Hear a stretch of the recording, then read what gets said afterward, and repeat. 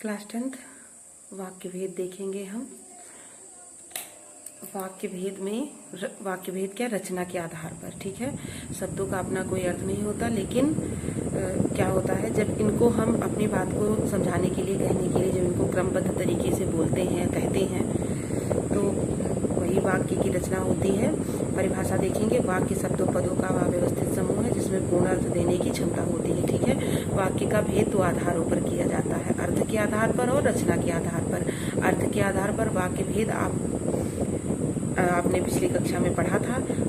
ठीक है, इस बार आपको क्या रचना के आधार पर वाक्य भेद समझने हैं। रचना की दृष्टि से वाक्य भेद क्या होते हैं, 3 प्रकार के होते हैं, सरल वाक्य, संयुक्त वाक्य और मिश्र वाक्य।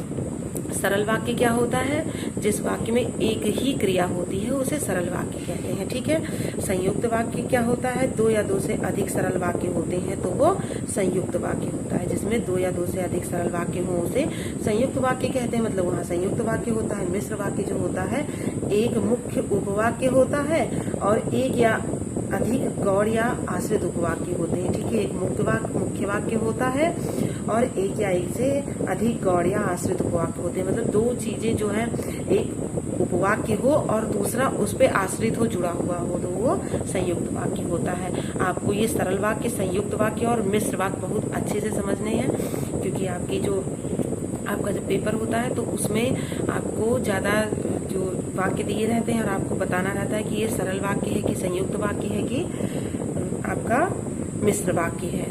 ये हो गया। और दूसरी तरह से होता है, सरल वाक्य का उदाहरण आपको लिखना रहेगा, या मिश्र वाक्य का या संयुक्त वाक्य का। या आपको वाक्य दिए रहेंगे, उनमें से आपको अलग अलग करके लिखना रहेगा, ये कौन सा वाक्य है, पहचानना रहेगा। ठीक है, तो या फिर परिवर्तन भी करना रहता है कि सरल वाक्य से संयुक्त वाक्य में बनाइए, संयुक्त वाक्य से सरल वाक्य में बनाइए। आगे हम पढ़ेंगे, इसको देखेंगे। तो आइए देखते हैं पहले सरल वाक्य क्या है, इसको अच्छे से देखेंगे, समझेंगे, ध्यान से देखिएगा, समझिएगा। जिस वाक्य में एक ही क्रिया होती है उसे सरल वाक्य कहते हैं। स्वतंत्र रूप से प्रयुक्त होने वाला उपवाक्य ही सरल वाक्य। देखिए, जिस वाक्य में एक ही क्रिया होती है, ठीक है, एक ही काम हो रहा हो उसे सरल वाक्य कहते हैं। स्वतंत्र रूप से प्रयुक्त होने वाला उपवाक्य ही सरल वाक्य कहलाता है। मतलब स्वतंत्र रूप से, है ना, स्वतंत्र रूप से प्रयुक्त होने वाला जो उपवाक्य होता है वही सरल वाक्य होता है।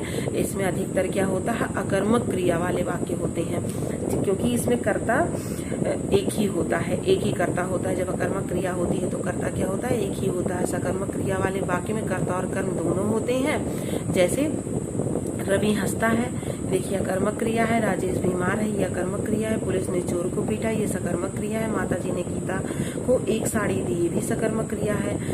नलिन पढ़ा, कर्ता क्रिया है। नलिन पढ़ रहा था, कर्ता क्रिया का विस्तार है। मेरे मित्र ने एक पुस्तक दी, कर्ता का विस्तार कर्म क्रिया हो गया। तो ये आपके जो है सरल वाक्य है। ठीक है, इसमें देखिए एक पूरा वाक्य है, बीच में ना कहीं रुकना है, ना कहीं कॉमा है, ना देखिए इसमें तथा, फिर, और, जैसे, है ना, उसने ऐसा किया तो ऐसा हो गया। देखिए पुलिस ने चोर को पीटा, पुलिस ने चोर को पकड़ा तब पीटा, ऐसी कोई बात नहीं, सीधी बात क्या है, पुलिस ने चोर को पीटा। तो ये आपका हो गया सरल वाक्य। ठीक है, दूसरा वाक्य देखते हैं, संयुक्त वाक्य। संयुक्त वाक्य में 2 या 2 से अधिक सरल वाक्य होते हैं। संयुक्त वाक्य में 2 या 2 से अधिक सरल वाक्य होते हैं। पुलिस ने चोर को पकड़ा और पीटा, मतलब चोर ने पुलिस को पकड़ा, पीटा, पकड़ करके पीटा, ये हो गया। और भी लगा सकते हैं, और पीटा, तथा पीटा। तो ये संयुक्त वाक्य है। 2 या 2 से अधिक सरल वाक्य होते हैं, वे किसी योजक द्वारा जुड़े होते हैं। ये उपवाक्य होते हुए भी पूर्ण अर्थ देते हैं, स्वतंत्र होते हैं। इन उपवाक्यों को कैसे आप पहचानेंगे, और, तथा, फिर, या, अथवा, किंतु, लेकिन, इसलिए आदि समानाधिकरण अव्ययों योजकों से जोड़ा जाता है। तो जो ये अव्यय होते हैं ये आपको याद रखने हैं। 1, 2, 3, 4, 5, 6, 7, 8 है। तो ये 8 आपको याद रखने हैं। जिस वाक्य में ये रहेगा, ये लगेगा, या आपको लगाना पड़ रहा है, या आप लगा रहे हैं, तो उसको समझ लीजिए कि संयुक्त वाक्य है। तो उम्मीद है आप लोगों को ये दोनों समझ में आ गए होंगे।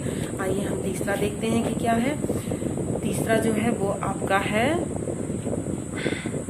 अभी ये संयुक्त वाक्य के ही जो है उदाहरण दिए गए हैं। बिजली थोड़ी देर के लिए आई और चली गई। देखिए और लगा है, बिजली थोड़ी देर के लिए आई, वह चली गई।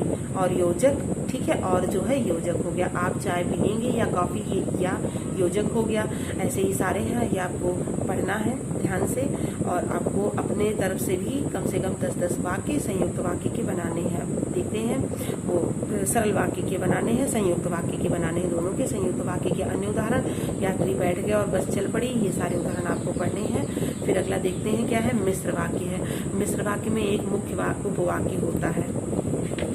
देखिए, एक मुख्य उपवाक्य होता है, एक या एक से अधिक और या आश्रित उपवाक्य होते हैं। जैसे अब यहाँ पे देखेंगे अभिव्यक्ति के लिए उपवाक्य रहता है, जैसे शिक्षक ने बताया कि कल छुट्टी रहेगी, है ना। तो कल छुट्टी रहेगी मुख्य उपवाक्य है ना, लेकिन क्या है, शिक्षक ने बताया, तो शिक्षक का मुख्य उपवाक्य ये हो गया, आश्रित उपवाक्य ये हो गया, योजक की, है ना। देखिए, शिक्षक ने बताया, यहाँ पर क्या बताना विशेष है कि शिक्षक ने बताया, है ना। शिक्षक बता रहे हैं कि कल छुट्टी रहेगी, ठीक है, क्योंकि कोई भी बताएगा कि कल छुट्टी है तो हो सकता है गलत हो कि आपको सूचना दी जा रही है, लेकिन शिक्षक बताए, ये मुख्य उपवाक्य है। फिर दूसरा, जो बाहर खड़ा है उसे यहाँ बुलाओ।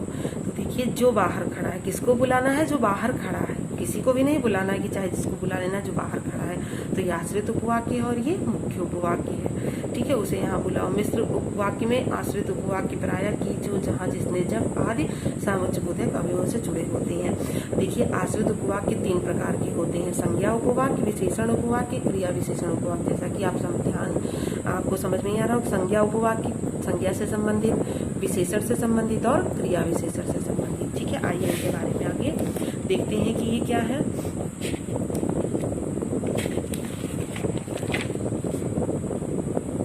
ये क्या है, देखिए, संज्ञा उपवाक्य क्या होता है, संज्ञा जहाँ काम करती है ना, संज्ञा का काम जो होता है, संज्ञा उपवाक्य कहलाते हैं, जो संज्ञा का काम करते हैं, ठीक है। जो उपवाक्य संज्ञा का काम करते हैं उन्हें संज्ञा उपवाक्य कहते हैं। देखिए, इस उपवाक्य में पहले की का प्रयोग किया जा रहा है, मेरा छुट्टियों में घर जरूर, आप छुट्टियों में घर जरूर आओगे, मेरा विश्वास है कि आप छुट्टियों में घर जरूर आओगे।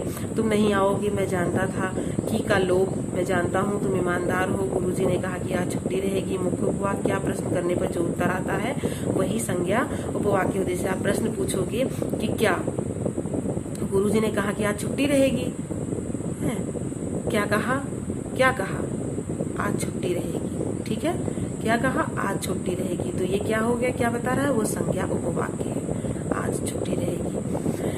फिर उसके बाद में देखते हैं विशेषण उपवाक्य। विशेषण उपवाक्य मुख्य उपवाक्य में प्रयुक्त किसी संज्ञा की विशेषता बताता है। ऐसे उपवाक्य प्रायः जो, जिसे, जिसने आदि से प्रारंभ होते हैं, जब किसी की कोई विशेषता बताता है, ठीक है। जो संज्ञा के स्थान पर प्रयोग किए जा रहे हों शब्द, उत्तर आ रहा हो प्रश्न करने पर, जिस क्या में जो उत्तर आता है वो मुख्य उपवाक्य होता है, और क्या होता है, संज्ञा का काम करते हैं, ठीक है। जो उपवाक्य वाक्य में संज्ञा का काम करते हैं वही उपवाक्य होते हैं। और विशेषण उपवाक्य में जो विशेषता बता रहे हों वो होते हैं, जो आदमी पत्र बांटता है वह डाकिया कहलाता है ना।